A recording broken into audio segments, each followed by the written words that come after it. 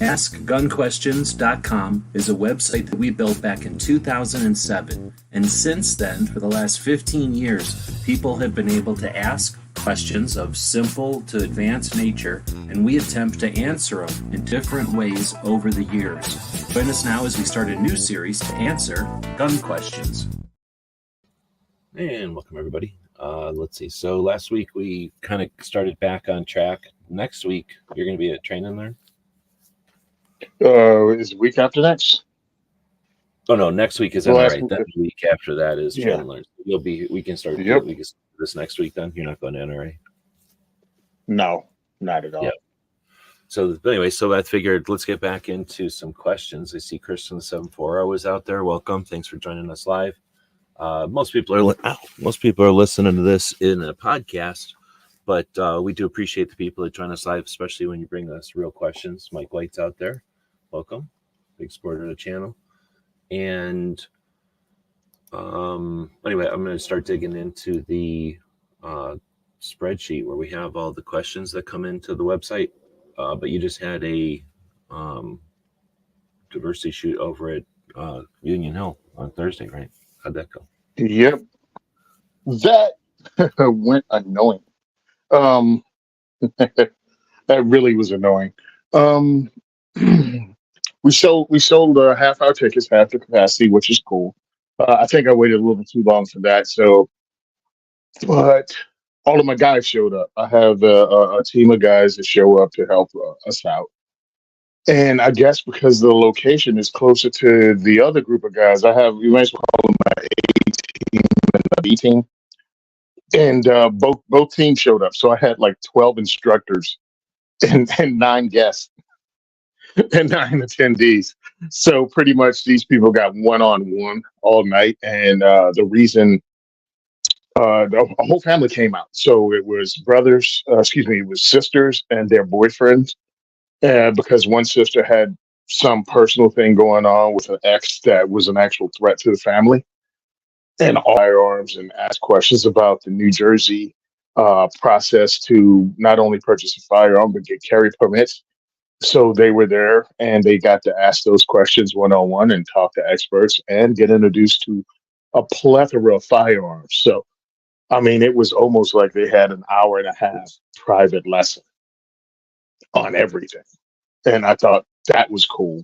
I only wish that more people would have come to be able to take advantage of that. You know what I mean? Yeah, and there's no way So to know, that- right? Or to like to promote that that's going to happen because you don't know it's about to happen, type of thing.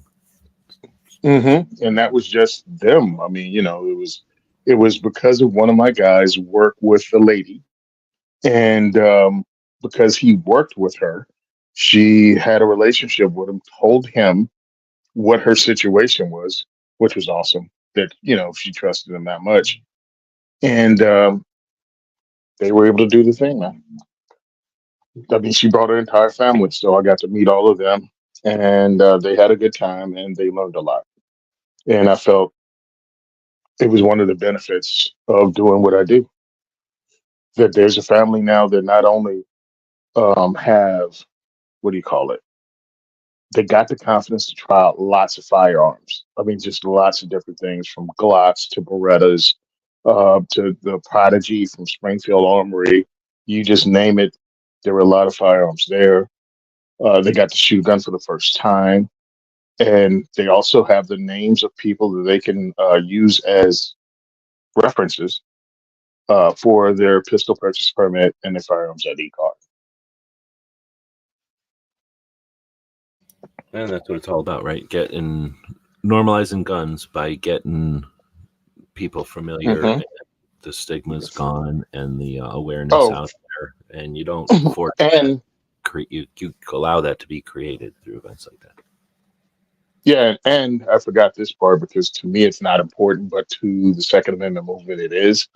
The attendees were either the whole family was Hispanic and the other couple of attendees were Black. So that just, yeah, that's right. Scary. There were brown people that got introduced to firearms for the first time. And they're going to be doing it. They're going to be members because this is actually for the safety of their family.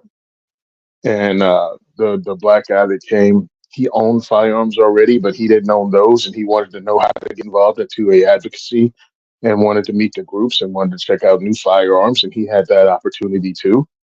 And he was blown away by that, and said he can't wait to come to the next one and bring people in. So I mean, it was really what it was meant to be. Some of them are like out of the park, wow, home runs, the place is packed to capacity. You know what I mean? And it's like it's on. This one wasn't, but it was so specific. The need of the people that were there, I thought it was just. I mean, that's in the park home run. You know what I mean? It might not be over the fence and bust a car window in the parking lot, but it was awesome. All right, I've been looking as we're chatting here at the questions, and I'm guessing this is a typo, or maybe I'm completely reading this wrong, but something, is it a good gun in general for the price, and does it shoot 12 gauge? So what is that? Rete GPS? Is that a thing, or am I correct in assuming that's just something wrong? Oh no, Rete is a shotgun. All right, I have no idea what I'm talking about. So Rete is a shotgun and GPS is a model. So I'll bring it up on screen here. You ever heard of them? Oh, you're muted.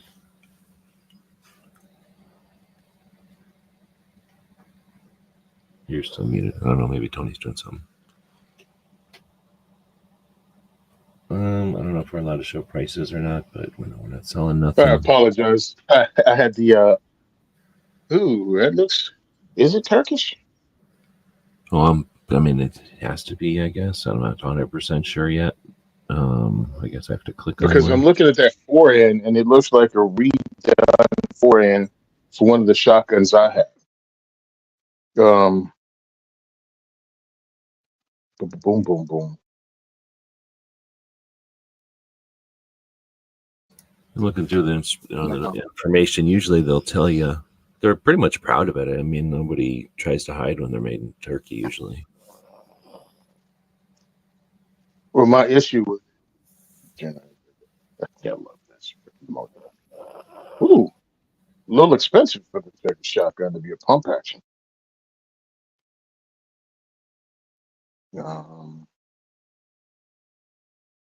They come in through Maryland. Okay. Yep, Turkish. All right. So, yeah, their trademarks are Rete out of Turkey. Rete STA out of Turkey. Okay. So I'm looking at this pump handle on the GPS.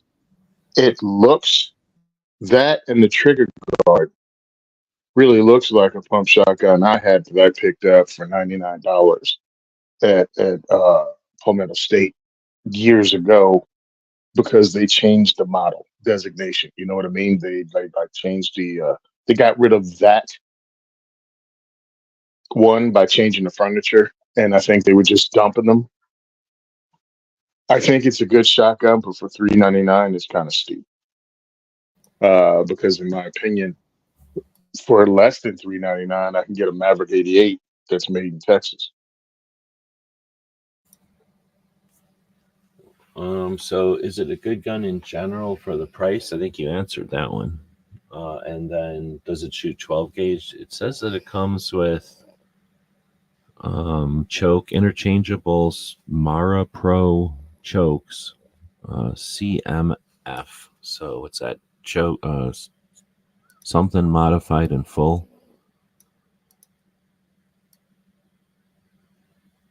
Oh, it does? It says it comes with, well, it says interchangeable chokes, C, M, and F, and I'm assuming that's full modified, and I don't remember what C was.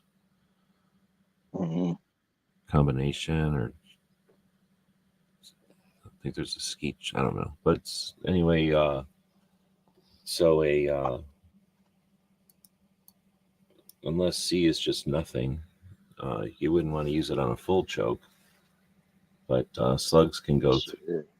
Can be shot. Okay, this is more like it. All right.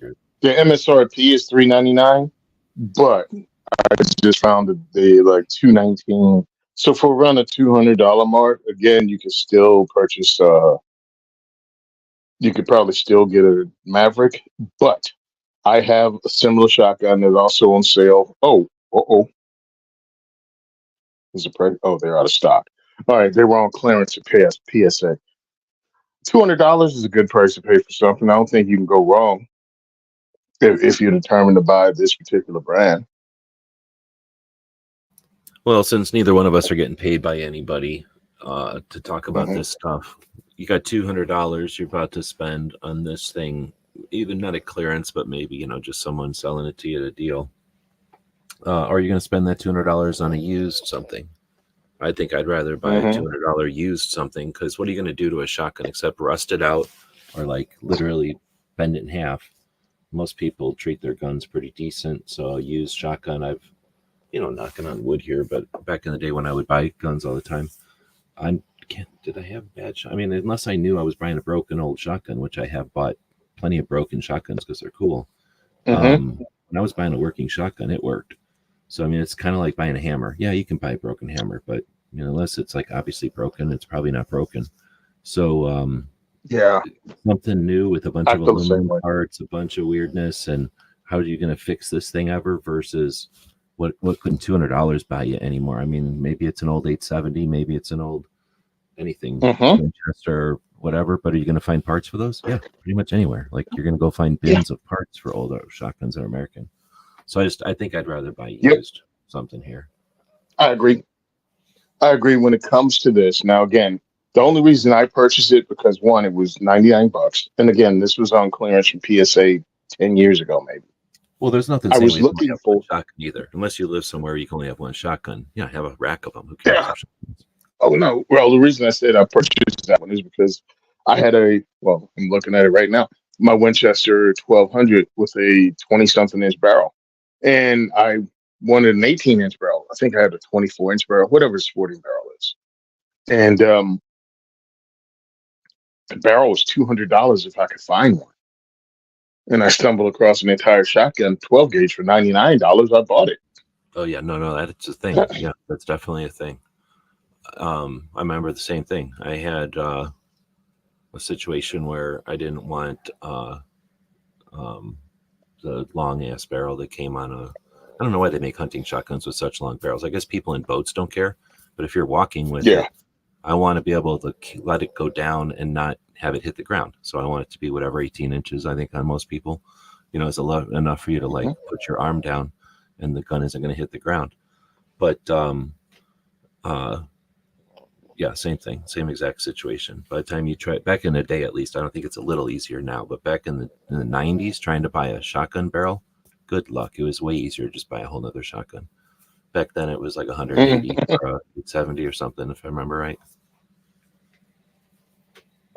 Sharon is saying she bought the last two 870s picked up were police turn-ins, one with zero use.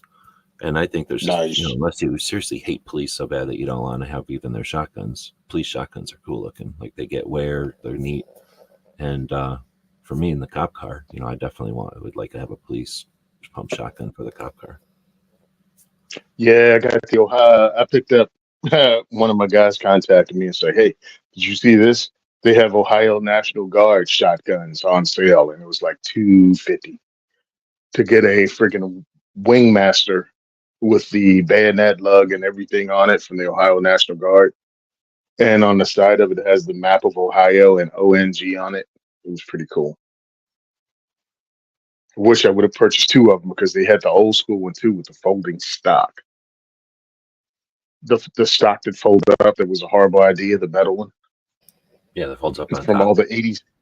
Yeah, from all the I 80s don't hate movies. that. I don't hate that. I mean, it's kind of like AK stocks. There's no perfect one. The one that folds under is weird and it sucks for a stock, but it's great for when it's folded. So I don't like that one for a stock very much when it's open. It's kind of Hmm. weird. But when it's folded, and it's not perfect when it's folded either, but when it's folded, it's up on top and it's out of the way. So people with Mossbergs, they can't deal with it. It's right in the way of their safety. They have to have their safety up there. But as Remington people, we don't care when the stock goes. But I know what you mean. It's also way up on top. So if you're trying to shoot down the sights, how you can do that with a stock folded up there. But if you're Oh, I thinking didn't of even a care. sight, I just, wing and point type of thing, and that's what we were into in oh, the I didn't even 90s. care. I didn't even care. I just wanted it because it was cool. Yeah. I mean, I wanted the regular one because I wanted the 870 to run because I have Winchesters and I got that button. I don't have a Mossberg with the, ambi. I guess they're called the Tang safety. So the safety's in the same place, so I'm good with it. It's natural at this point for me to run it. So I don't have that. I love people that have. I mean, to have a preference is fine, but to go, ooh, I'll never own one of those. Man, listen, I'm trying to own as many different things as I can because you never know who you run into that can't use something. Doing what I do, I don't know why, but they may not be able to use something I have. And if I have something different or a bunch of different things, I could help somebody out that they never knew about this thing. Um, Don, one of the guys, one of my instructors came through with a Ruger 1044 at Thursday's event, which, if you don't know what that is pretty much like a Ruger 1022 on steroids, except it takes 44 Magnum, But in a 5 rounds magazine, of 44 Magnum. in a detachable Uh, magazine. no, well, his didn't. It had the tube. It had a Oh, okay. tube underneath the handguard, but it looked like a beefed up M1 carbine because that's pretty much what a Ruger 1022 with a basic 100 looks like. So I So loaded underneath the up barrel, like a lever action would be. underneath the barrel like a lever action would be, but the wood stock covers the entire thing, so you don't really see it. So Gotcha. you don't know there's a tube underneath. So you load it right in front of the trigger guard on the underneath, under the side, and it loads like a shotgun with a gate and everything. Oh, more like a shotgun. Okay, I gotcha. And but it's a semi-auto. Yep, it's a semi-auto. I got to run 4 5 rounds through it, and then I was like, "Yeah, take this back." He was like, "Why?" I bought a whole box of ammo. He bought hollow points. I'm like, "What? Why'd you buy hollow points?" He was like, "When you're buying 44 Magnum ammo, you buy what the store has." I was like, "You got a point." Yeah, that's true. Well, the good thing is it's easy to load 44 Magnum. So at least that's a gun that's, I don't know if it's still, well, I'm assuming it's fairly cheap. At least it's fun to load 44 Magnum. That's my funnest, if I can remember right. That was the one I had the most fun loading for because you can just play around with it so much. The guns can handle so much. It means they can go down a lot too. But Mm-hmm. I thought I remember it having a mag. Maybe they make more than one version of it, or maybe I'm remembering wrong because I Yeah, carry. It's been a long time. Every day it becomes another day I further away from me playing with those guns. yeah, I think they did too. Because my memory, I looked at the bottom, I was like, "Where's the mag?" He was like, "This one has a tube." I was like, "Okay." Yeah, that's neat though. All right, so a couple of things, but I can't remember the one, I guess. So I'm going to keep going. Yeah, there was something there I was going to bring up, but the Titman 22. Is that the well? I'm not sure which one the Titman 22 is. I'm trying to recollect. I think I'm thinking of the Daisies.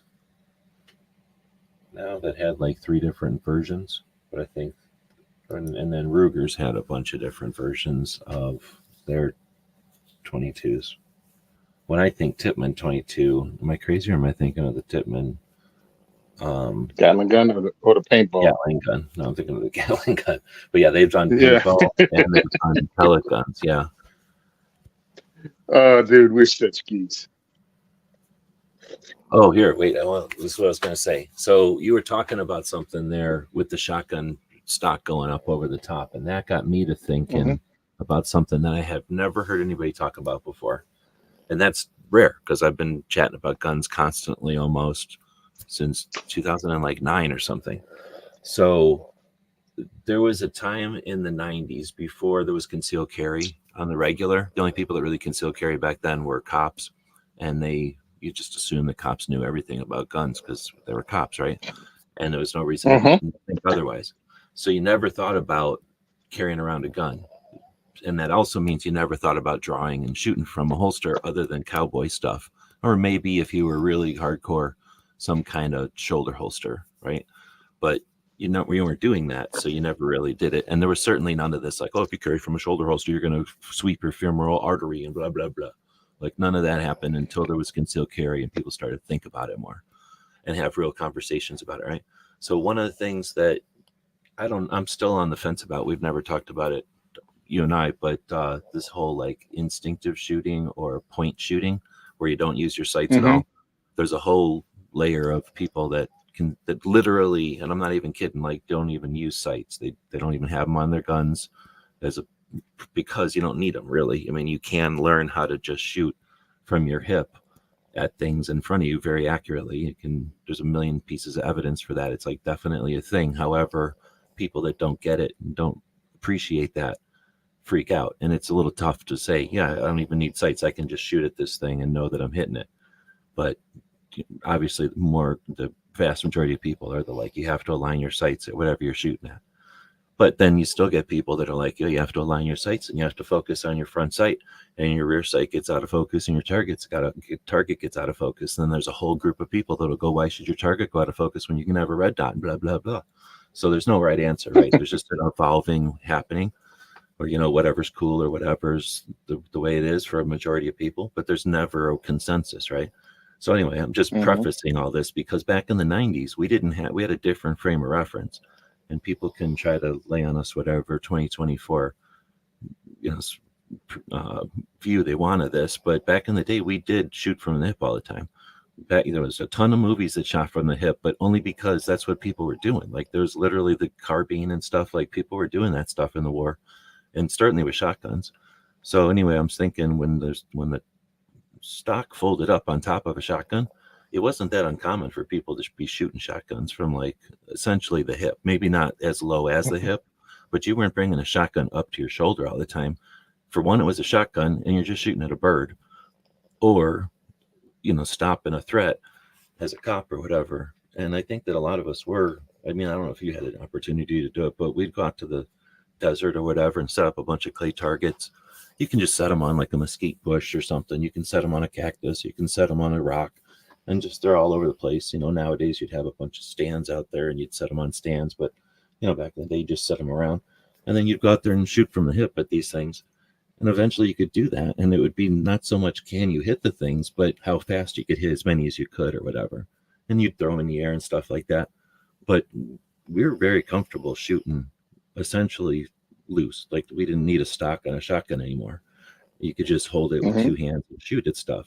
So having a stock, who cares where it folded? As long as it didn't get in your way to shoot, we just thought the stocks folding like that were awesome. I don't know, just throw that out there. Did you ever get a chance to just go around and shoot? It's not really trap shooting because you can't do that at a range. You really only can do that if you go out to the forest or out to the desert or whatever. Well, when it came to shooting one, I never went to a range as a kid, ever. All the shooting we did was outside, backyards, or in the field. So no, but we shot clay birds, we shot, cans, we shot bottles. We did that kind of thing. And then when I finally got to the ranges and doing things like that, I shot clays, and we toss them and shoot them. When we were running our training at the farm, we put targets up and we tried different ways to hit targets. Just as instructors, we wanted to be able to show people how accurate a shotgun would be, also different things. But no, I never did anything with a stock folder. I never even had a folding stock shotgun. Yeah, I think, and maybe I only one of the shot one things with them. that they're afraid of, the antis are afraid of, and that is something that, again, a lot of us don't think about. I probably had that infringement whenever I grew up too. Now that I'm thinking about it, where we couldn't have stuff like that, but I don't remember. But I don't think there were that many. Like you seriously only had the top folding option, and then maybe a side folding option in like the 90s. So it was only like 2 or 3 options for an 870. Anyway, so that was I'm thinking. Go ahead, man. Oh, go ahead. I was just saying, we didn't have to go forever down that one. I was just thinking, we do see Mike saying his dad would hunt rabbit and pheasant shooting from the hip. And that's what I was thinking too. It's Hmm. like some of the old guys, they just, they didn't, yeah, you'd use your sights if you were shooting at something really far away, like a target. But for hunting, they were just, kind of pulling it up and shooting. Yep. Dad would say, Sharon saying, Dad would say, train to shoot from the hip by using the water hose for training where your eyes looked and where your hands were positioned. That's interesting. I think it was mainly a lot of BB gun practice back in the day. Let's see. So the next question that came in was also from last month. So these are coming. This is the most recent one is from last month. Let's see. What's a good suggestion for a rifle that has a folding stock or collapsible stock that has long range capability and the price is $500 to $700? Price part kills me because I haven't shopped for anything in a long time. I have no idea what prices are at right now. A folding stock or a collapsible stock. Well, there's a couple things. One, what's long range? All right. What's Good long point. range to this person? Folding stock or collapsible stock. What are we talking about here? Are we talking about folding stock? Are we talking about for different size people or for storage? You know what I'm saying? Like if you're just talking about a stock that you can change the length of pull, like an AR stock, that's one thing. But if you talk about something like folding the gun in half, you know what I mean? That's something else. Or just folding the stock to the side for storage. And Um, whether or not it's operable. You can take a 1022 apart. You yeah, can fold some AR receiver extensions, but it's inoperable. You get one round maybe, but it's essentially inoperable. So there's, like you're saying, folding for storage, which may or may not mean it's ready. And then there's folding for use. And then there's a couple of AKs. There's a couple of other guns that, are designed to be used open or closed. But then, like you say, collapsibles, there's a whole nother thing because then that's more multiple shooters or uses of the gun depending on if you got winter clothes on or something like that. yeah, because when it comes and then it's like, all right, cool. I want to help out here, but we talking about Palmetto State Armory, like, you know, 308 or 762 by 51, AR-10 type.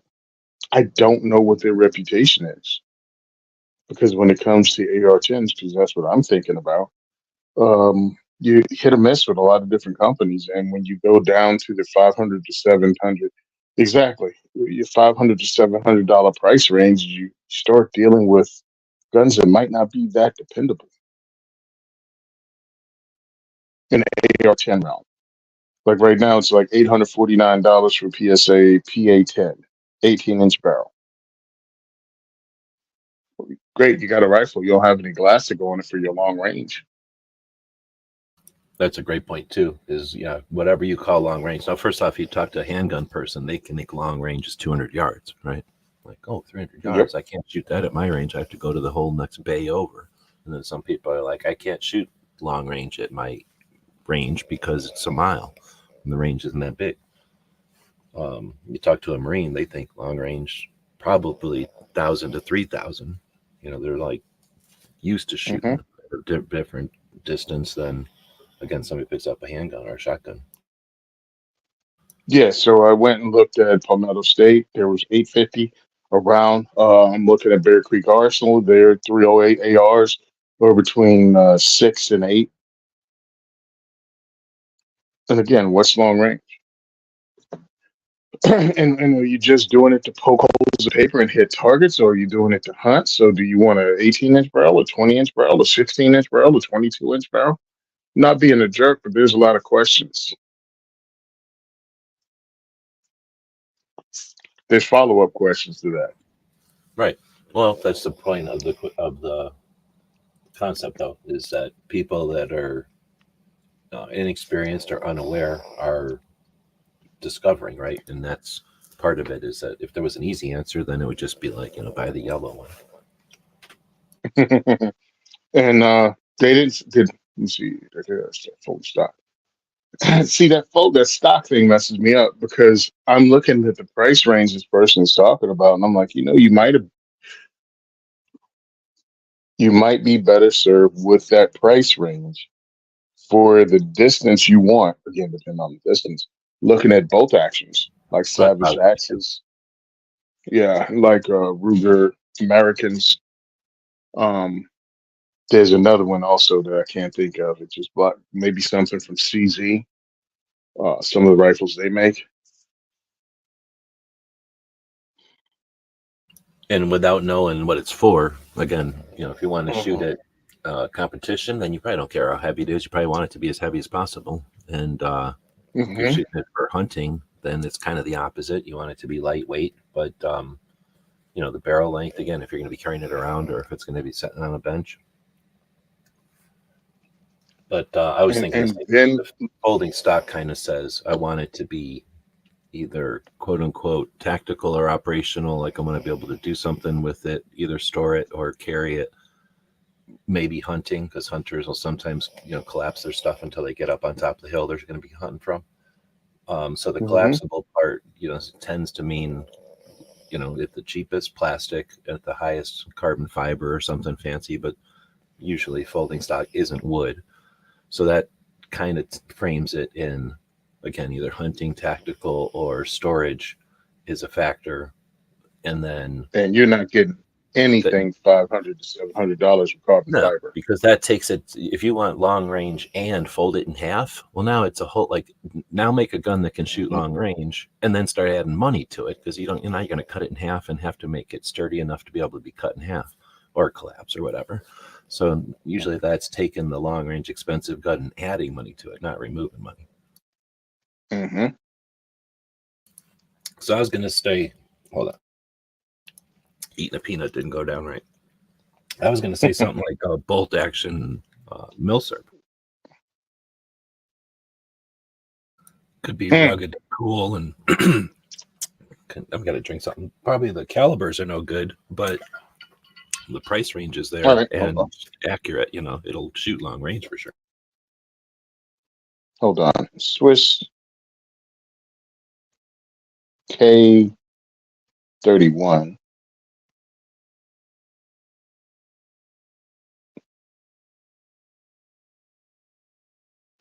I mean, to me, that's one of the things with that 6.5 by 55. Yes, I am of legal age. Really? Seriously? Hard test. All right. Yeah. So the Swiss K11s, they're about $600. They have the 6.5 round that is good for longer distances in the surplus realm, and you got a quality firearm with good sights on it, and people use to compete a lot. But again, what are you doing with it? What's the purpose of it?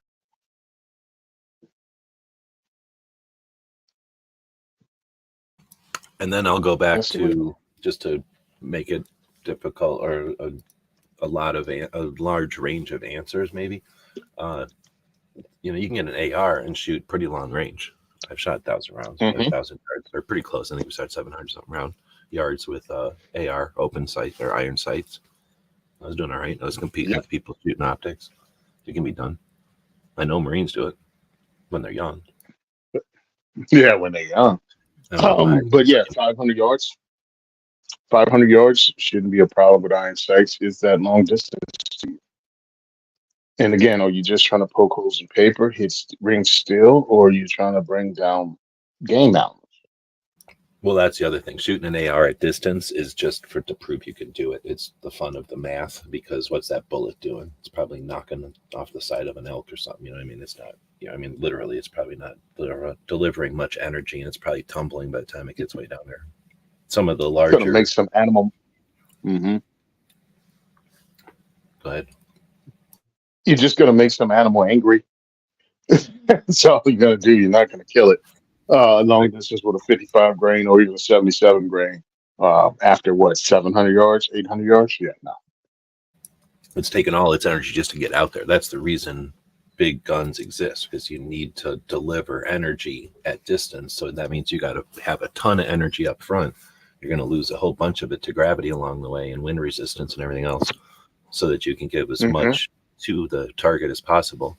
So again, that makes a big difference. You want to do something at distance, good luck. That's a whole different kind of shooting than just accuracy at distance, because anybody can shoot a little tiny ice pick or a dart at distance accurately with enough air pressure. A big enough air gun can do that.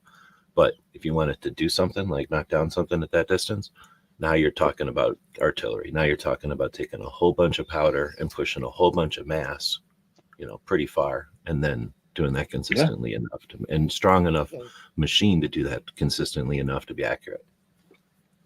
And I mean, that's cool to ask the question, but hold on, because Well, we could I be don't ever fake want to and come say, off. like, here's what our sponsors are selling, and that Yeah, that's not happening with me. Um, maybe if I had a sponsor that had something that fell into that realm, I'd bring it up. But outside of that, I'm not gonna do. I'm not gonna be the gun shop guy who's trying to get to, be the gun shop salesman of the month. Well, here was my experience at the shop. Like, if somebody came in and asked this question, I can't sit here and talk to them. I get in trouble. I mean, I could. I get in trouble, though, for talking to them for just half an hour, and they'd walk out of the shop with nothing. So I would look at it as they come in there wanting to buy something, and they don't have realistic expectations. However, I have things that kind of meet their requirements. So I might take three things off the shelf and go, or three, point at three things. It's expensive to take them off the shelf all the time, or it takes too much time. But I might go, we have something like this that is going to deliver a small bullet at a distance, and you'll be able to do that accurately, and it's a lot of fun and challenging. We got this one that's going to deliver energy at distance, but as you can see, it's a much bigger machine, and it's going to take more effort to harness, learn how to shoot that thing. And this one's a compromise, but it's a compromise on both ends. So what are we looking at? And then if the person says, XYZ, I'm not going to be like, now you could go online and find 100 versions of this, or all, things in this price range. I'm going to say, this is the one we have, and you wanted something like this. Do you want this one? Because again, that person probably wants to go home with it. And my opinion was, if they want to go home with it, then this is what I got. Boom, we made the match. But they didn't come into the shop to go, can we talk about this? And I'll make a decision 6 months from now, and I'll have the perfect decision. Because that's not what they came into the shop for. They came in the shop for 100%. And no Woods, not a Mosin Nagant, even though I have them and I like them. If you want to do a Mosin, you can. I don't believe they're as inaccurate as the internet says, because I've shot 2-inch groups with them at 100 yards using my Finnish Mosin and my Russian Mosin. I don't know if I ever really But yeah, you're right. to wear my Mosin. We shoot steel most of the time. So if my Mosin could hit steel, I don't care where it hit on there. It hit steel. I'm done. Yeah, actually, I've shot competitions on paper with them, so that's why I'm trying to tighten up the group, see where they hit, and see where my point of aim has to be, because it's not because the two different competitions that I've shot at, the one that about for the New Jersey, whatever the heck the name of it is, it has a channel that we talk about every now and again on YouTube. There's History Club or something, 100. HCF, the History Club or something like that. Yeah, I always have to pull up their name in the photo I took just to get it. But they shoot at 100 yards, so I have to do that. And then the other club that I shot at, it's 200-yard target.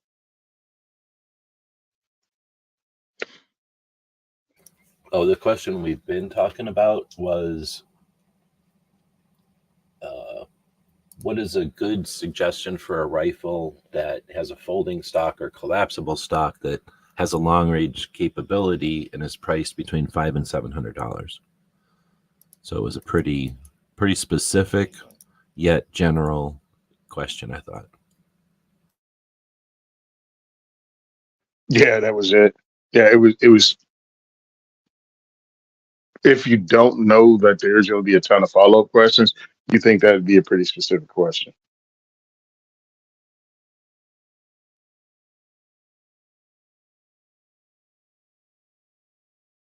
All right, so I'm going back to February. We had this one, and the person asked, can anyone tell me about this rifle and what it may be worth? So, I mean, I know that it's not ours, I don't think. And, well, I know it's not ours because there's this picture also. So it says gem or something, 98, Yeah. and then 6110. So that everything about this looks German, right? And then this ain't Yep. ours, so I'm assuming it's German. You Sporterized. know anything about it? Okay, so Looks it's like a messed up. sporterized. But Yeah, it looks like a sporterized. Is that a Mauser? I don't know. Oh, it's got that old school freaking roller coaster front sight. That's even older than the regular Mauser front sight. So I more forgot than what they call that. likely, it was either imported and somebody chopped it up, or somebody brought it home and chopped it up. But it's just some sort of. I can't imagine it has much value. All But kinds hold of on. pieces are missing from what it looks Yeah, like. Gore 98. Oh, bolt action made by Mauser. 8 millimeter Mauser. 7.92 by 57. Ugh, it's even less Right? millimeters than a 9 millimeter. That can't be good. But no, I don't know. I Where are the just front sight? never had a passion for these kind Yep. of guns. I mean, it's cool, but I mean, it's an older gun. It has. I didn't either. Like I stumbled across. My bolt actions were the Enfield, American Enfield, 1917, M1917, and Mosin. Those are the ones I stumbled across. And also, I had a regular British Enfield in 303. The gun shop said, "Nope, that one's mine. I just have it hanging on the wall. You can't have that one, but you can have one of the others." In 30 out of 6, so I purchased those.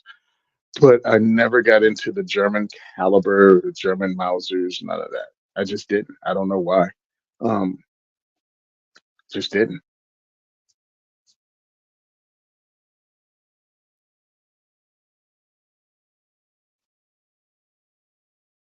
Sorry, I picked a bad time to eat a handful of peanuts. No, nothing wrong with that. I didn't know whether you dropped Oh, off or Tony, I not. was But starving. I'm like, well, I'm gonna start eating some peanuts, and that was a bad idea when I'm hosting. yeah, peanuts are a rough one when you're trying to host or when you're trying to be on the show. Yeah, I just freaking threw a sandwich down my gullet before we kick this thing off because we kick it off at 3 o'clock Eastern Standard Time, and on the weekends I'm busy and don't have regular lunch times. So I dig surplus guns though, and I have no problem with somebody that sporterizes it because I find it a little funny. Post World War I, lots of German guns came back. Guns from all around the world came back to America. And then I think was Bannerman still in operation back then? Well, if he was or if he wasn't, there were still importers that were bringing in surplus firearms from around the world. So they were really inexpensive. Well, American gun culture then was still hunting, but we still had our calibers here. Nobody wanted a freaking German caliber, or maybe they made it into a new caliber, or maybe they did find surplus for the thing. Who knows? But they sporterized it. And for a long time in the surplus market, it was like blasphemy when I first came in, 90s, 2000s, 2010s. Oh my God, I can't believe they sporterized a rifle and cut it up and bubbled it up. No matter how good it was, sporterization was always called bubbled up. Now is kind of a shift. And if someone sporterized it and it was really a good job, now those are cool. I I'm think like, that y'all a bunch of in a fickle. way, it's sort of like when I don't know if that happens much out east. I seen it back when I was a kid back east, but I've lived out here for so long and I've spent so much of my gun time out here. But lever actions, especially, but also bolt action guns, people will adorn them Mhm, with all kinds of stuff. Usually, something like Native American ish. Not always, though, mm, but carving. You see carving sometimes on special guns or hunt guns and stuff like that. But it's that I think it's sort of that thing. Like there's people that can do hack jobs, and like people do it to Glocks. Like people do stippling jobs mhm, and tell me people don't want slide cuts and everything else their own custom way. So people like that kind of. I want to make my gun look like my gun. If there's 6 of them get put down in a pile, I want to know which one's mine, kind of thing. Or mhm. just a set of things that I like about a gun. I want them all together on my gun. And I think that's an element of it. That's always been there. It's just that back in the day, they had these cheap guns from overseas, and people would mess with them. And I think the same thing. Like like you just said, that there's the good, there's the high end, and then there's the low end, or maybe the person at the beginning of their efforts, and then 6 years later when they got really good at it and they're products of their efforts. Then I think it's sort of like anything else, people can appreciate that element of it. This is rare and unique. Like there's only going to be so many guns modified by this guy or in this technique. Maybe maybe it was an article in Popular Science or something. Hey, take your thing and chop it here and do this, and now it's great for hunting goose, or I don't know, whatever they probably said in Popular Science in the 50s. And a bunch of people did that, but some people did it well and some people did it poorly, right? And I think there's something to that. And there, if there's 100 of these guns, well, probably more like 100,000 of these guns made, or 10,000 of these guns made. Well, only 200 of them got modified this way, and of those, there's only a certain number of them, or a percentage of them, that can be, the best of those. And, as people, like, I still insist that as people buy guns, you're gonna like what's in front of you. Like I like what I like, but when I go to the gun shop, I can buy what I can buy, right? And if you like old stuff, or you bought, I mean, we can go on another tangent here, but you buy a gun for whatever reason. I'm gonna go hunting. I'm gonna protect myself. I'm going to buy an investment gun. Whatever the reason is, you buy a gun. Now you're comfortable. You're a gun owner. Well, I can buy another gun because now I want to go hunting. Now I want to go with my friend skeet shooting. Now I'm going to go shoot 22s. Now I got a kid. Whatever. Now you bought a third gun. Now you got a fourth gun. Oh, my wife wants a gun. She didn't like that gun. Now I got her another gun. Oh, now I got 7 guns. Big deal. So I got 7 guns. They're not going down in value, right? At some point, you're like, okay, I'm gonna go to a gun show. Oh, here's another gun. Once you get comfortable with them, it's just like buying anything you're comfortable with. You understand the value of them. You understand the potential upsides. And I'm going to buy this one because I'm going to work on it. I'm going to buy this one because if I add 2 or 3 things to it, it's worth more. If I'm going to buy this one and learn about this type of gun and see if I want to buy more of them, right? Or maybe I like that new sport. So I think there's that element of it. And once you get to that level where you don't care how many guns you got anymore, then you're looking at stuff like the gun shows and going, oh, I got $100 and that's cool. So I'm going to buy that one too. Then it only becomes a problem once your safe is full. Once your safe is like kind of sprouting at the things, then you're like, do I want to buy another safe or sell a gun, or what do I got to do? And then you buy another safe, and let's start buying guns again. Got to fill it.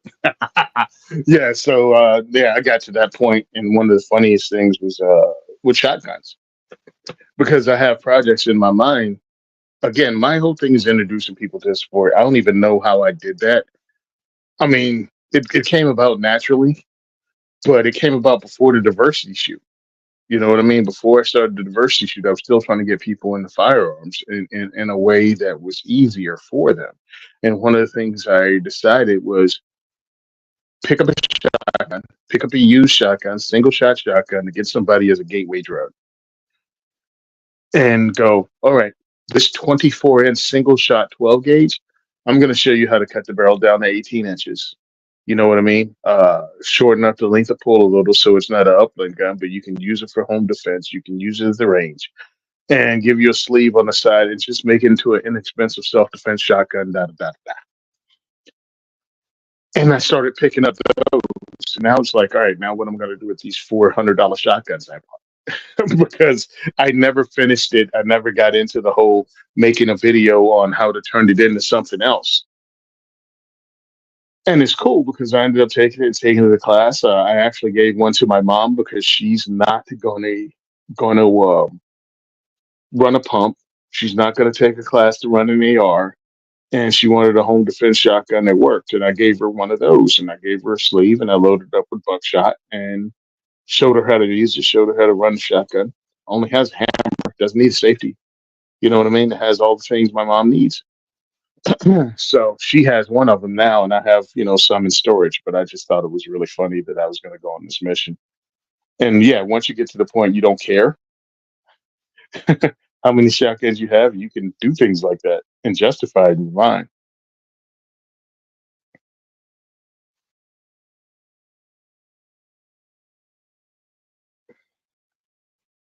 At least with shotguns. But now I'm looking at some things with ARs. I was talking to actually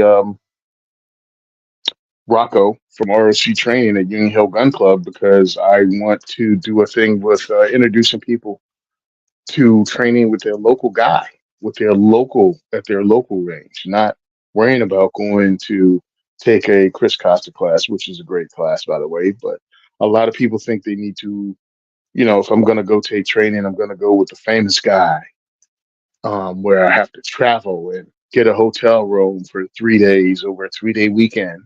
And I'm like, that's not necessarily the case. And maybe you'd be better, money would be better spent going to your local dude, taking a 1 day class or taking a class over the weekend and going home at the end of the day. I mean, that's something too. So we were talking about it, we were discussing it, and I'm trying to make a way that it touches base with people on a couple of different levels. Now, I've built ARs, excuse me, built. I put together ARs from buying things like a lure from Arrow Precision and putting the things I want into it, getting the upper from Palmetto State Armory and putting the bolt carrier group I want into it and put a rifle together like that. But it was like years and years ago. So I'm going to approach some of the introductory tier AR companies and see if they will send me something out. And then I'll try to, do a $700 and down AR build with an optic and show people how much you could actually spend on a rifle, an optic, a sling, and a class at your local level. And encourage people to do it not only with me, but do it themselves. And Rocco told me he'd allow me to do that and help out by letting me take the class. I'll also review his classes. My thing is to get people to be responsible firearms owners and also increase their skill set. And I don't think a lot of guys know what their skill sets are. They just assume they're good because they go and take their AR. They take their AR into the local range and shoot a target at 10 yards. And I'm like, challenge yourself and challenge your knowledge. And go take a class with someone that now they come up with the drills. They come up with the times. And you'll learn how good you are on a level, what do you call it? On an industry standard level, not whatever you make up. What are you pointing at, G? Trying to let people know that there's a scroll at the bottom of the screen and there's a hashtag. Oh, okay. Put that in there. And we're starting to throw some incentives at the end of the show to participate. So thanks for everybody for joining us and being part of it. I didn't want to interrupt as you were saying that, but nobody was noticing the scroll at the bottom. I was encouraging people to use the hashtag down there. Nice. And we'll turn the puppy back off. Anyway, sorry, didn't interrupt there. I was going to throw another question up, but I think I'm not. And because we are, okay. I want to get it and here it's close to an hour. But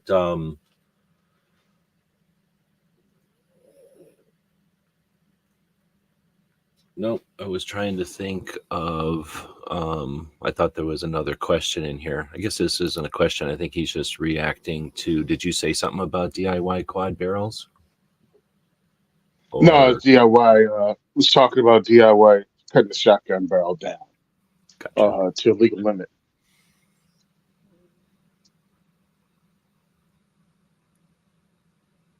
There we go. So we got one person going. I have to remember how to use the hashtag tool or whatever. I haven't done it in a while. But I move things around and I can get to my patches again. So we've got a... there it is. Oh no, what did I do? There we go.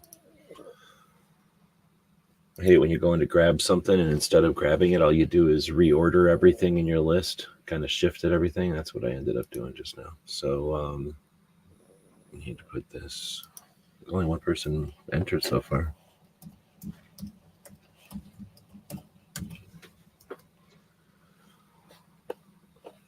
I guess I can put this over here so that people can start either watching CNT, just take it, or participate. But anyhow, I have this set. Oh, what am I doing? I'm going to present that again. I'm rusty, and I'm one monitor down, so I'm limping along with just two monitors, and it's frustrating for me. I'm used to three. So this, if I can get it to show up, is a set of service dog patches I got, and whoever grabs one of these, whoever's the random, now Mr. Knives is in on it, right on, we'll get, your pick one of them out of here, start looking if you want, if you're interested, and we'll let people put the hashtags in there for a couple minutes. And I think one of those things that we chatted about tonight, or this afternoon, I guess, was, or wait, no, that's not the way to get into it. I was, no, I was going to try to bring up the interview, I guess, that I've been listening to before we started the show. This guy's a tank commander from Vietnam, and I don't know, something, I'm distracted here by trying to put these things on here without him pulling his head up and knocking them all over. But something earlier in the show made me think about bringing that up, and I thought that might trigger my recollection, and it didn't. So I guess I'm just meandering here. So we have a couple of people now entered in. It looks like 3 people entered in. Hashtag Bacon Bit, and then we'll do the draw ring. What do you guys run the Guns and Gear Review podcast? Do you use StreamYard for that? Yep, we use. So if you guys, I don't know if you know, but if you ever wants to play with it, you can just go to StreamYard/giveaway. It's just there. Like, you don't have to be a paid member or nothing. And it allows you to run these giveaways with this system. I don't know if we think we've done it on this show before, but it's been a while. Got some gnat bugging me now. But as the people enter, it'll accumulate them here. But nobody's entering today. It's weird that a bunch of people would join the show and watch and everything, but then not put in the hashtag. But free country. So we've got, this is what I think it was. I was going through the stickers. Sorry, I was distracted, but finally remembered what I was trying to circle back to. As I was going through the stickers, Foss made a bunch of stickers and gave me a couple so I can give them away. So we've got a couple of hybrid, I don't know what you want to call it, but like, what do they call that? Parody stickers. And this one reminded me of the cavalry thing a little bit, even though I don't think it is. But it reminded me of this conversation that I've been listening to. I guess I'm technically 2/3 of the way through it now. But Combat Story is one of the military interview shows that I listen to every week. It comes out on Saturday morning, so it's brand new. It's right off the presses. I think I was like the 60th person to open it and start listening. Now it's at 263, so it's still pretty new because it'll get up to tens of thousands before the end of the week. But it's an interview with a guy who was like a major, I think, during Vietnam, running tanks. So super, super, super interesting. And for example, he's talking about the movie, was it Platoon? And then the movie, which he said the only thing about the movie Platoon that's accurate is that it was rainy. He's like, it did rain a lot. But all the rest of it he said was fake. He's like, it's kind of a parody of like the stuff that happened behind what you'd call the green zone nowadays, but like, behind the line where people were just hanging out and doing intel work and other stuff, but not out where people were dying and stuff. Like, none of that shit happened like Platoon. And but he said the one We Were Soldiers was a lot closer to being kind of accurate. But anyway, but just stuff like they'd be driving, and tanks don't go very fast because they don't need to, especially in Vietnam. There was really nothing that could hurt a tank in Vietnam. So, and they didn't even bother putting landmines under them because nothing they had back then could hurt a tank. I mean, mud, I guess, would probably hurt a tank, right? But he said they were just driving along kind of slow, and if a car or something got in front of them, they would just move them over with their tank, with the cannon or whatever, just like put the cannon down and move them out of the way. Like, that's hilarious because one, people don't give a shit and they're just going to drive their car in between two tanks. And then two, they're just like, I don't give a shit either. We're just going to move you out of the way with our cannon as we're driving. We got 5 entries now. Should I keep going? What do you think? We're literally about to hit the 1 hour mark. So I guess we're going to let it go with the people that are in. Oh, let me put it back up here so that nobody, and then whoever wins will have time to still choose what patch they want, right? Boom. So then it just happens. It goes through the people that did the hashtag, and we'll randomly pick one of them, Ozzy. I don't think I've sent stuff to Ozzy in a long time. So, one, I need you to pick which one you want. And then two, there we go. Then you got to send me your address. I don't keep addresses or anything really. Actually, I don't think my store does either. I'm pretty sure when I go in to look at something occasionally for somebody, I think it was DJ or Woods or somebody, I'm like, oh, they probably bought something at the store. I think the store lets go of the addresses too, which I'd like. I mean, I don't want people's addresses around. You're preparing for the ATF. Yeah, not gonna get you, bro. Not No, getting just my in mailing general, list. people do dumb things or people, I just don't want, if I can help it, I don't want people's personal information, that I have to be in charge of. Oh, totally. But I get so it, that's why man. I like using the store. I mean, it costs money every month to have the store. It's not necessarily a way to do it. I'm kind of paying. I mean, I have Patreon, so it's like I don't mind that I'm losing money on the store essentially, but that allows me to keep all credit card stuff in banks. Like I don't have to ever touch it. Too many to pick from, you decide.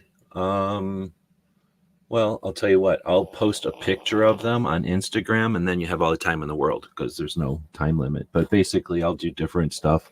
I just was trying to find something. And as soon as I got over there looking through the patches, I'm pretty sure somebody took a dump in the house because it smells like a dump over there. But we're in the middle of the show, so I just grabbed these instead of continuing to look for the patches I was going to use for a giveaway. But we'll hopefully start incorporating the giveaway tool a lot more often in the shows.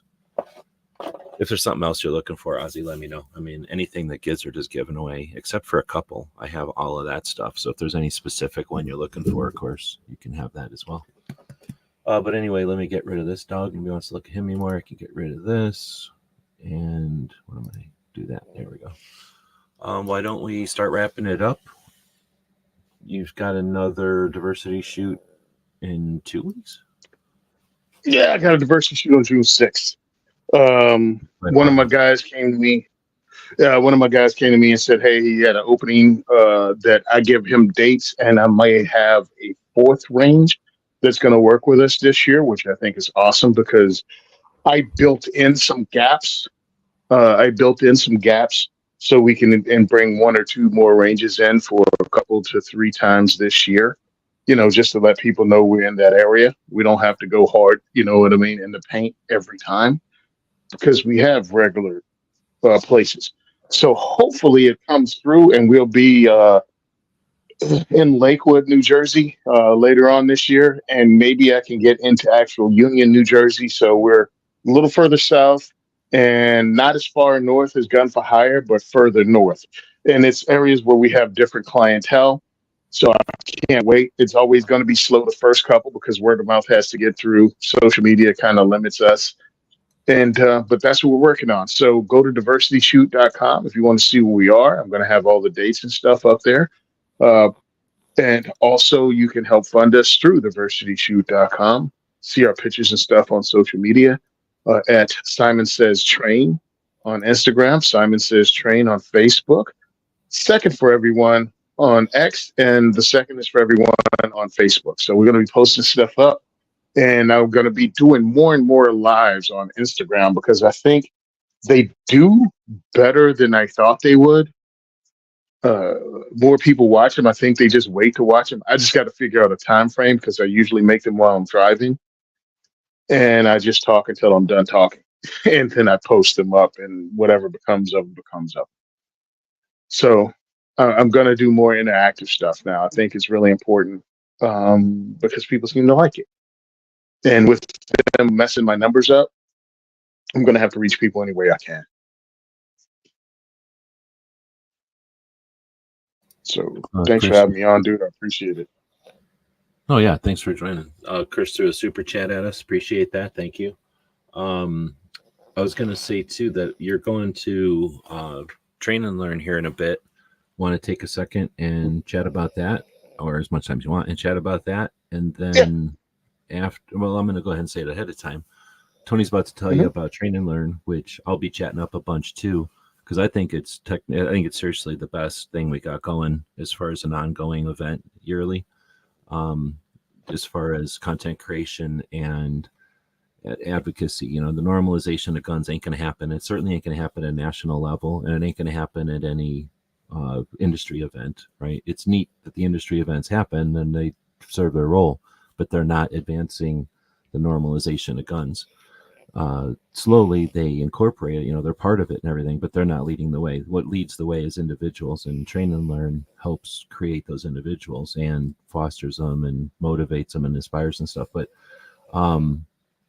Tony's going on his own dime. You know, he doesn't have a massive industry backing for this. Train and Learn doesn't send out scholarships or nothing. It's a $300 event or whatever. It's less than 400 at least. It's not a wallet breaking event, but getting to it and stuff can be, especially when you got to think about taking off work and traveling. So Tony's got PayPal, and doesn't cost you nothing to, well, it costs you a couple bucks, but it, you know, it takes you just a moment to head over and drop a couple of bucks on a fellow capitalist who's, you know, attempting to do what he's doing. But anyway, go ahead and tell us about Train and Learn. So I feel Train and Learn. Go ahead. I feel Train and Learn is very important um, on a couple of different levels. One, if you can support someone going, like donate to our PayPal, donate to our Cash App, which is like what $2A4E. I think that's the Cash App. One of them's $2A4E, might be PayPal, and the other one is like Tony-12 or something like that. My whole thing is what it does is get someone to an industry event that has sponsors like uh, Primary Arms, Brownells, Bursa. Now I get to talk to those people. I get to meet those people one on one as a content creator, as an advocate. Now I have a weekend where there were only 60 people over the Memorial Day weekend or less at this event. So I get to talk to these people. I get to know these people. You establish personal relationships with the company that you can actually work with, which is get gear for review. Um, get discounts on gear for your students, discount codes. Make my whole thing is it gives you an opportunity to marketing. It gives you an opportunity with networking because again, you have 60 people over a 3-day weekend that you're working with. It's kind of intimate. You meet people from around the country that you can collaborate with, which I've done. You build friendships and family, like Sharon right here, and we met in 2019 and it was awesome, and we've been friends since.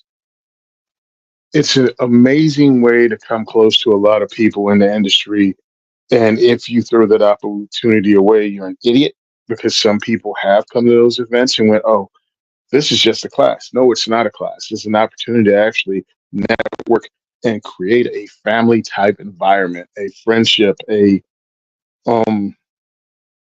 We used to call them like a brothership or something like that. You can create your own environment of people that can help you and raise you Is that a up. fellowship? And I think so. Okay. Yeah, fellowship. Yeah, so that's what I'm talking about, and that's the opportunity many of us took. Some people have fallen off over the years because they didn't take it as an opportunity, and different things happen. But you have some amazing people there, and I think it's 100%, and it's diverse. So it allows you to talk to people you might not have spoken to before or see things from a different people's perspective. Now, it allowed me, and just one thing, which is really interesting. I was there. Michael Woodward was there. Mike has like WMW Tactical out of South Carolina. Know him, spoke to him. We're cool. Everything's great. He calls me out of the blue one day. Hey, do you know Kidda Buse? And I'm like, Kidda? I heard of her. I know she's a coach for high performance pistol shooting, like competition shooting thing. Yeah, well, she was supposed to be at this guy Sam place in New Jersey, and Sam's neighbor. He has his own range. I know Sam. Sam has his own range, has his own property. Well, for some reason, one of his neighbors turned into a Karen and started complaining to the police about him running classes on his own huge piece of property with berms and everything, and they couldn't host it there. So because Mike called me from South Carolina about a dude that was in Jersey that I happen to know, I called somebody else. And instead of having to cancel the whole class and not have it, person I called someone else. Sam ended up being able to host in a place in Pennsylvania that weekend. Keta was able to host her class. She sent content away from this event, and it was so good, and it worked out so well for the Rangers. Sam got a job at the range, being their head of training, all from something to train and learn. That was a phone call out of the blue. Hey Tony, I know you live in Jersey. Can you help us out? And it ended up being help someone out. It helped Sam out because he lost his range at home and got him a whole new job and a bigger range and a much larger position. All because of relationships built to train and learn. It's a small community, and this gives you a chance to become a part of it and grow it if you choose to. So I think it's great. If you don't get in this year, which is kind of late, pay attention. G-Web's just pulled it up. Go to their website. Plan on going next year as a content creator. It's 100% worth it. And it's in Atlanta now. It's no longer in St. Louis. So you got hotels, you got closer to Atlanta, you got things to see, and it's on Memorial Day weekend. Some people don't want to do something. Yeah, it's closer for me. It's closer for me, and it's closer to my wife. Yeah. Yep. Mm-hmm. So I'm hitting train and learn Thursday, Friday, Saturday, Sunday. Mm-hmm. Go ahead. No, I'm interrupting you. Go ahead. Oh, I'm hitting train and learn Thursday through Sunday. And then I'm going to see my wife from Sunday until probably Friday. Drive up from South Carolina on Friday back to Jersey, turn in the vehicle, and try to get some sleep and be at work Monday morning. That's awesome, dude. I was just going to say that I know everybody listening to this is decent, regular folks, but hopefully the people that hear this for the first time are hearing about this. If you're not the person going to train and learn, you can definitely support the people going to train and learn. It's not that hard to figure out who's going, and they all got PayPals. They all have, well, I shouldn't say all, but I'm assuming most of them have PayPals or some way to financially support them. And we're capitalists, and we can either expect somebody else to figure this shit all out, or we can realize that Bloomberg is funding the antis to the tune of easily as much money as we throw into it. Period. Like easily as much money as we throw in. I just did the numbers. As much money as we throw into the NRA and every other national level organization, even the crooked ones, you put all that together, and Bloomberg puts that much money in plus to the other side. So we can't spend too much money on our side. Like we're losing the money side. We always knew that, but it's definitely evident that we're losing the money side. So that's one thing that we've got. And it doesn't take, you don't have to fund someone. You don't have to pay for their plane ticket. But $5, 100 people throwing $5 pays for a plane ticket.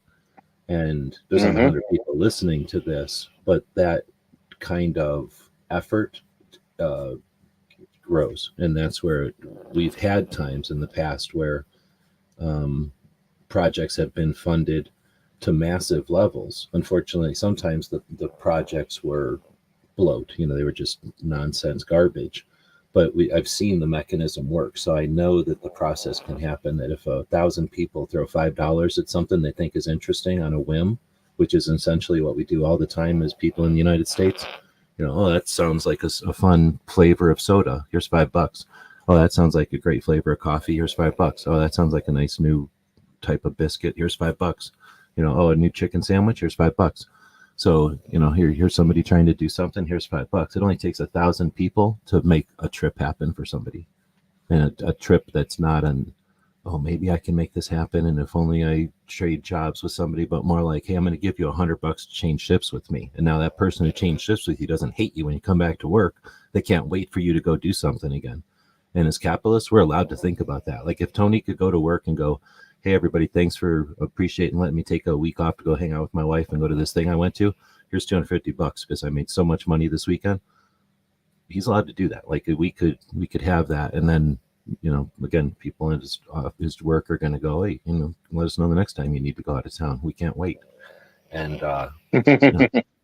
just enough, having 2,000 people who pay attention, and how hard is it to get 2,000 people? If we were selling a freaking t-shirt, we could get 2,000 people to wait for the next t-shirt to come out. So it's possible. I'm just trying to throw that out there. Yeah, you don't have to just watch people go to Train and Learn. We can help people get to Train and Learn, even though they don't put their hand out. Actually, I made a post. To Train and Learn. Yeah, that's a problem with most of us asking for money or doing any of that. But I made a similar post today about that. And it's like, bro, we don't have to have a Bloomberg. We have, how many millions of Americans that are firearms owners alone that can donate $100 in a year. It's like, yeah, $100 a year, $10 a month. And good Lord, would that make a huge difference? And it wouldn't break anybody. Well, it would I change know it's a everything. lot to ask. It would 100% change everything, because the only people, everybody I know who's actually doing stuff is struggling, and they're doing it, but they're getting it accomplished. Imagine what would happen if not only were they able to do whatever they were doing, because we need a lot of stuff done, but if all the people who were struggling to do what they're doing, boom, could just do what they're doing, but then that becomes the what's the word, like the motivation, because once somebody sees something happen, then they go, oh, well, I can do that. I can do that better. I can do that over here. I can do it for the people I care about. I can do it upside down, whatever, I can do it my way. And you start seeing that happen. And then it becomes, well, I can do it faster. Well, I can do it. We can do it bigger than they did it. And then it just becomes a normalization. Then it's just the way that we do things.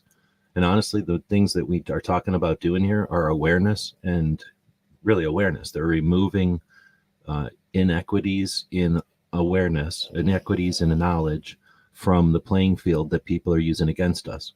We know the facts about gun ownership and that what's being used against us. When we figure out that we crack the code on enlightening the people who don't care to be enlightened, which is possible. We've done it with all kinds of things like drunk driving and all kinds of things that are positive. Once we crack that code for guns, that'll happen in the 2024, 2025, right? That'll happen in front of people on the internet, and that won't happen in a vacuum. So that'll happen, and it'll break the way for drone pilots who get abused right now because a couple of people do bad things, or people are scared of what people might do with drones. I mean, you go into any facet of the country where people are being pushed around because they don't have a large enough voice.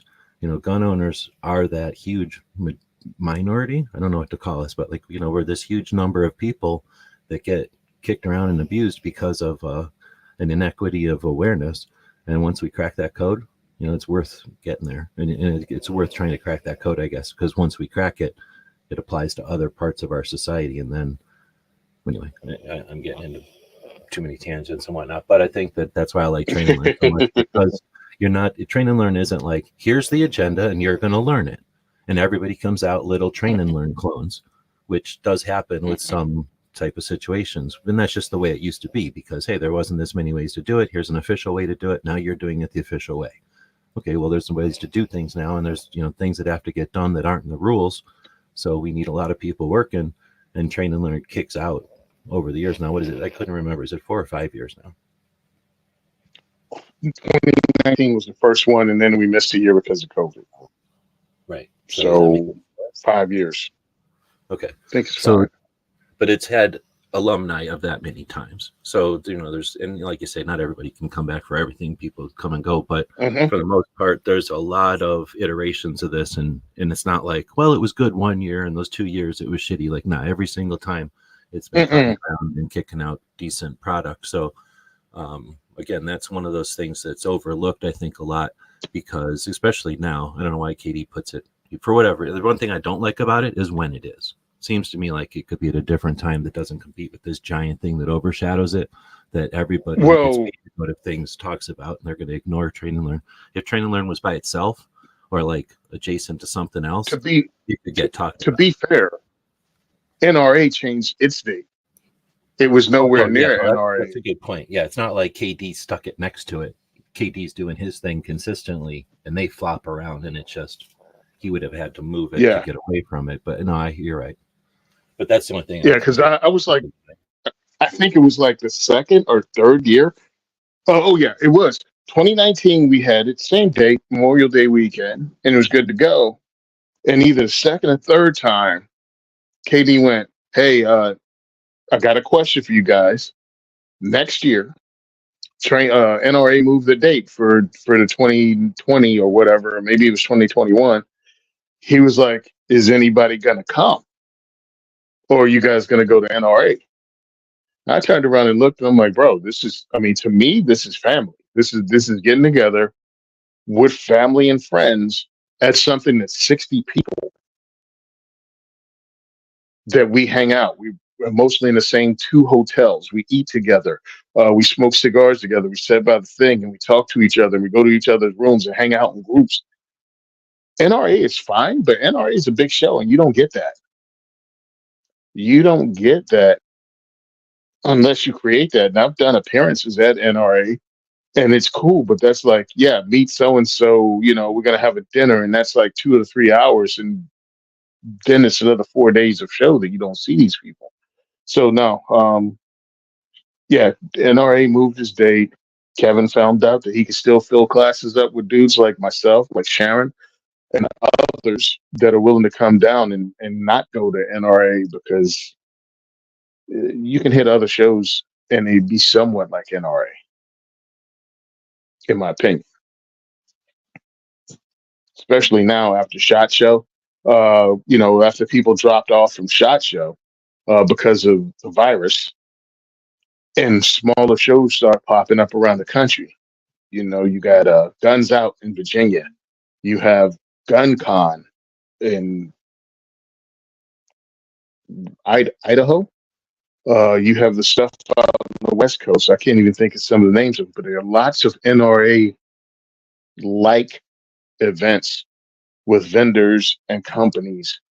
So really, if you miss NRA, you can get on the smaller version of NRA, or you can go to Great American Outdoor Show in February. So there's a lot of that kind of thing, but there's only one Train and Learn. And the only thing close to Train and Learn for me is Ambassador Academy, and that's 10 times the cost and much smaller. Different focus, right? And different, Mhm. I think different focus, right? Different scope, but different focus because they're trying to train you literally to be an ambassador for either a company or Ambassador. or the community, right? Yep, And it's totally. sort of like being The only way. some of it is knowing the other beauty pageants, but it's a you perform. You're going to come in here performing here. You're going to come out performing better. It's like a coaching thing, more than a It is. collaborative thing. It is a coaching thing. It isn't like putting together social media with others. Now we turned it into that, but that's incumbent upon the people, not incumbent upon how it's set up. And I think the couple of things. It's one in the industry, two done by advocates also, and intimate. Like it's 15 to 20 people at Ambassador Academy. It's 60 people or less at Train and Learn. Because I don't believe you can have 80,000 people with something and have the same thing at all. You know what I mean? It's just not possible. Well, there's the So girl in the gun conference, and the way they handle 1,000 ladies is to have training sessions. And I don't know how it mhm. works. Like maybe you sign up for training sessions, or maybe you sign up for a block. I have no idea how they actually do it, but I know that they have multiple things happening at once, and people, and that's the only way you can do things when you have that many people, right? Is to have a whole bunch of options and Yeah, then move people around, or else move instructors yeah, around. you I have a guess. lot of people. I really like to say this because we have a core group of people that come here and listen to these shows, and some of my advocates or want to be advocates or advocate. Um, go to things. Go to things. Don't make up excuses why you can't. Just go. And if you can consistently go, cool. Doesn't have to be far, but it has to be a thing. And now you're in. Now you're in because it's a small world. And just network and go to things and try to make a difference and participate. Doesn't take every dime you have. You don't even have to make it your life. If you can only go to one or two events a year somewhere, cool. But if you can go to your local thing and volunteer with your local 2A, in my opinion, just as good. Just get in and participate. We need you. However you can get in the door. So switching topics as we close out of the door. Gotta put me back in here. How am I doing this? I gotta do this button. I can't figure out my buttons today. Liberty Doll. This was the Nice. patch from the 2020 patch batch that we got your patch bigger and did the hmm multicolors, and then got a bunch of other. I forget how many. Was it 12.orgs in there? But anyway, Liberty Doll from that era. I haven't been watching her stuff. I thought she moved to Rumble, so I haven't seen her stuff show up on my YouTube that much. But she's definitely super political, like focused on the politics and the ping pong game, I call it, the back and forth that happens. And, we need people to be watching that for sure.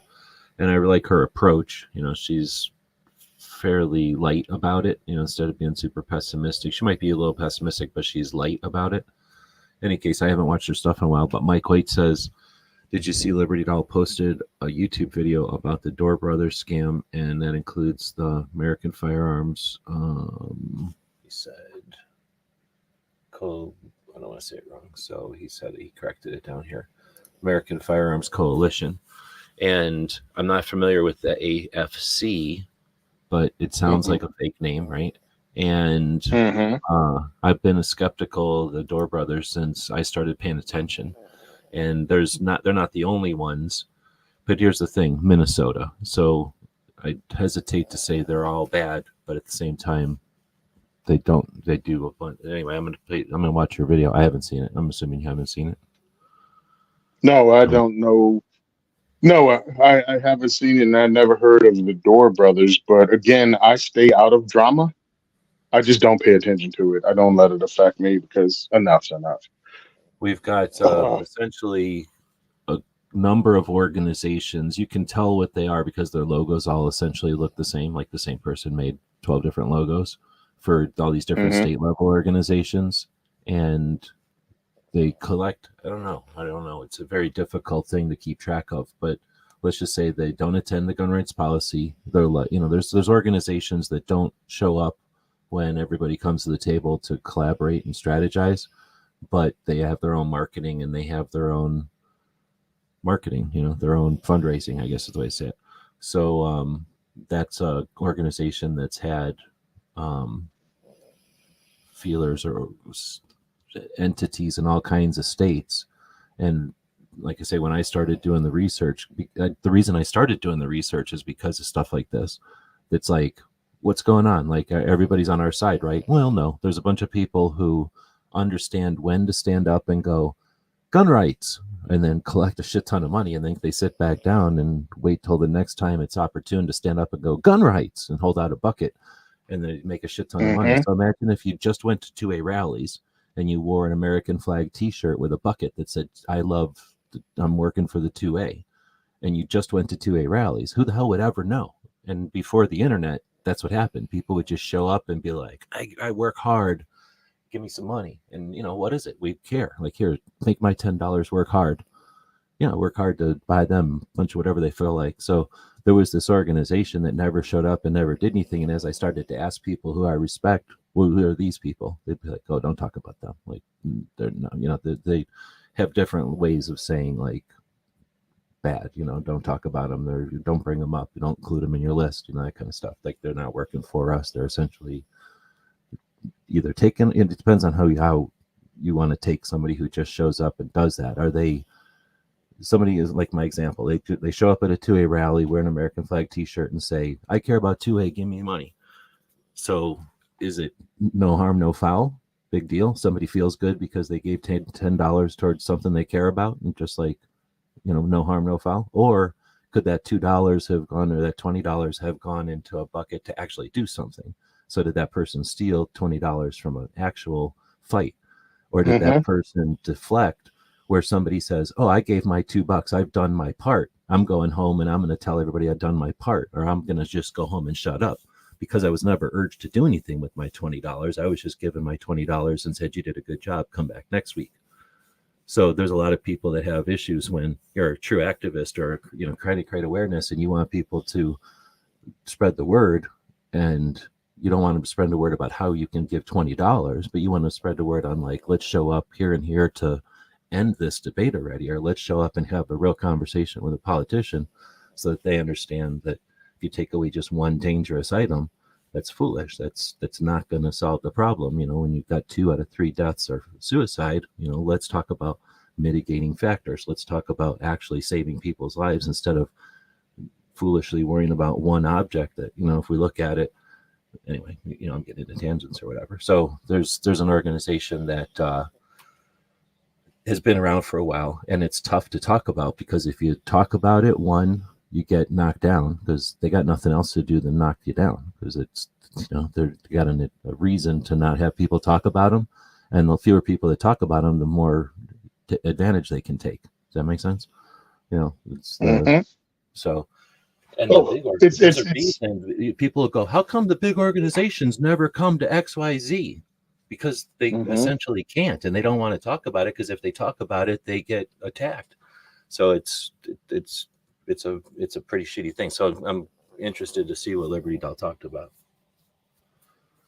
It's not interesting. Yeah, because it's 100%. It's like, yeah. One of the reasons I don't talk about these organizations is because it's not worth it. If I can talk about Walk to Talk America, if I can talk about Women for Gun Rights, if I can talk about why would I'd be wasting time throwing dirt on the people, or even well-deserved dirt on the organizations that do shit work. Right. I'll tell you who does good work. All right. I'm not going to waste my time in arguments with people coming at me because I talked about fill in the blank of the dirt bags that only show up to collect a check and disappear, and you've never seen anything from them. That's a whole bunch of wasted energy I'm not going to get back. So let me tell you about Walk to Talk America. Right. You know what I mean? It's like, no, that's exactly and that's the reason it happens. And when it does come up, I'm curious, that I'm glad to see it's happening, but like you say, it's not something that we want to necessarily bring up every time we have a conversation. But if we never talk about it, they fester, or they continue to exploit. But exploit people. Luckily, we don't have a shit ton of them. Like, luckily, it's one or two groups. Really, it's like one or two groups. There's the groups that I wish did stick besides lawsuits. So my major gripe is that we are fixated on lawsuits. We have like 3 major organizations at the national level that are fixated on lawsuits when, awareness and activism and other things. We have the soapbox and we have other boxes. So that's my major gripe. But they're all doing amazing work, and none of them are like burning out millionaires at, marketing agencies. Well, minus, of course, the NRA bullshit. But that's over. What do you think? Yep. Well, okay, we're going to end this. I talked about ending it in an hour. Let's not talk about the NRA. But maybe next week, since you're not heading to Train and Learn yet for a couple of weeks, next week maybe we'll talk about NRA since it'll actually be happening. Unless I put the challenge out there. If I get, I don't know how many it would take. I think probably 100 new Patreons. No shit, 100 Patreons at the $5 level. Let's say 100 Patreons, because some of them would jump in at a higher level than $5. But I'm guessing I would need something like 100 new Patreons before I could even attempt a trip to NRA show.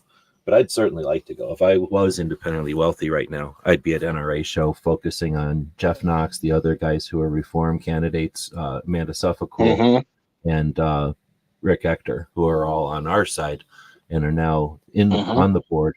All the people that are assholes are pretty much gone or have no power because they're left, essentially waiting to get held responsible for the bullshit. And I'd certainly like to see, how much gets accomplished at the national meetings part of NRA show this year. Unfortunately, I don't think there's too many people. I'm going to keep throwing the challenge out there. You've got cameras, you're going, you can watch history get made. We have the anniversary of the 77 revolt coming up. That's when Jeff's dad, Neil, organized most of the membership of the NRA to put on an orange hat at noon at the NRA show. I mean, imagine the coordination it would have taken back in the day before the internet to get most of the members of the NRA to say, no, we're not moving to Colorado and becoming a hunting organization. We're going to stay here in Washington, D.C. and take on the 1968 Gun Control Act and other bullshit like that.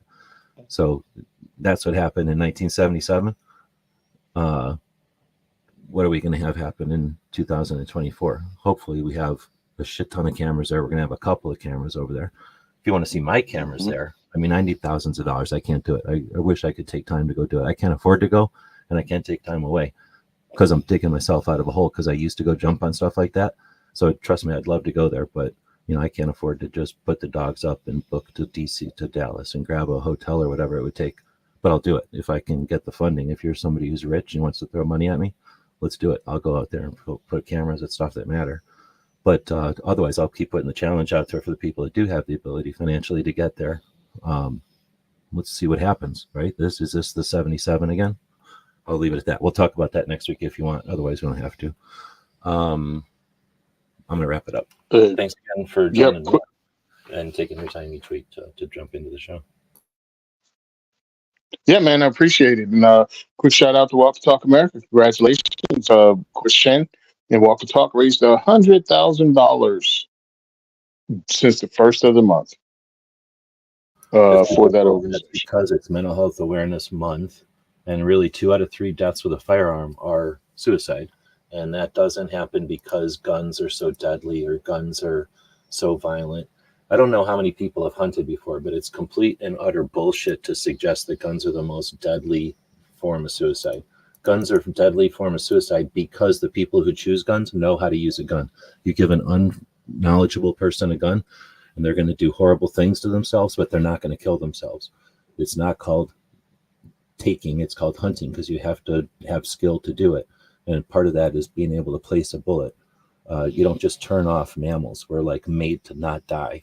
So I think it's complete bullshit that the other side uses, and we don't care, because many of us haven't tried to do this. I haven't tried to do it, but I've had to kill things before, and it is not fucking easy as they make it act like. And people that think it is are foolish. So this idea, like I always say, doctors choose poison because they know how to make it happen, right? A person's going to jump off a building if they're a construction worker because they know how to make that happen. A person who's a EMT, a person who's a police officer, person who's military are going to use a gun because they know how to make that happen. They know how to turn off a light switch. It's bullshit to let those decisions that happen because of stress and because of other, whatever they're called, precursors stuff, has anything to do with the gun. That's a choice that they would have, if prevented from a gun and they still had that mindset, they would have moved to poison or gravity. So that part that's being used held against us is bullshit. And this is a month to talk about the mental health prevention side of it. So we can be outraged at the gall of them to do this. But on the other side of it, we could be putting like you would say, and like I'm sure Sharon would say, and like Brooke would say, we could be putting that same amount of effort energy that we're upset with at them for it to actually helping people. And there's so many efforts towards understanding the physical reasons for the PSD or the PTS, the physical concussion situations that would happen, and they're finding it from essentially more and more parts of military service. Like you can get things from just going up or down. You can get things from having to stay awake in the middle of the night, having stress, just having to wake up under stress. And you can do that just by having to meet deadlines and stuff. Like people can be enduring different types of traumatic stress issues. And that's the kind of stuff that by understanding that, politicians or having conversations with politicians changes their mind from like, oh yeah, if we make people lock up a gun or if we let them not have a gun, then all of a sudden we're not going to have these issues. Well, no, we're just going to have those people who hate guns complain about something else next, but we're not going to change the scenario that people are still choosing that option. So this month is to change the playing field on that, right? To change the dynamic, I guess, on that we normalize the discussion about this stuff. Oh, I'm trying to talk as I type and it's not working, but I'm trying to hook up to, I have it right now connected to the Ghost show like on Tuesday.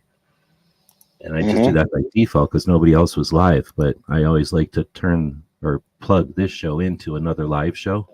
And I'm going to change it from Ghost show because he doesn't need the help. He has a bunch of people watching him to Brooks show, Suicide Prevention Saturday. Since you were talking about Walk the Talk America reaching their 100,000 goal that Chris Chang helped them with in what, a week, 2 weeks? It's crazy amount of time. Yeah, 2 weeks, less than 2 weeks. But Brooke does her show every Saturday. So since it is Mental Health Awareness Month, I want to be sure to definitely link over just to Brooke's show. It's 4 hours from now, so you've got time to go out and support Tony and watch Liberty Doll's video and then do something else, I guess, because nobody else does anything else on Tuesday or on Saturday afternoons anymore. G23 used to do a show, so maybe hmm have a slice of Oregon pizza or something. I don't know what they do in Oregon. They probably some kind of seafood, maybe. Have something in honor of G23 for when he used to do his shows, and then get ready for Brooke. Hillbilly will have his show after. I don't think there's an overnight tonight, and then tomorrow you got She Fires. Tomorrow you've got the Gun Owners Radio. Toby does his show in the morning for Cape Gunworks on the radio station. They do their show tomorrow morning. And I'm probably missing something else, but otherwise, thanks Tony for joining us, and I guess I'll play a quick commercial to end it so that the podcast ends on a more interesting note than just silence. GearWebsites.com is your source for firearms-based playing cards and books. We also have mugs, shirts, and posters with designs that we've made live. Of course, we have patches. Every Friday is Free Patch Friday. We appreciate your support. Thank you for shopping at GearWebsites.com. Sharon posted Washington State's Forefront Suicide Prevention has valuable resources as well. Thanks, because I know that state organization does a lot, and that's a state that's under a lot of abuse and neglect, and that's why they've had such abuse. hmm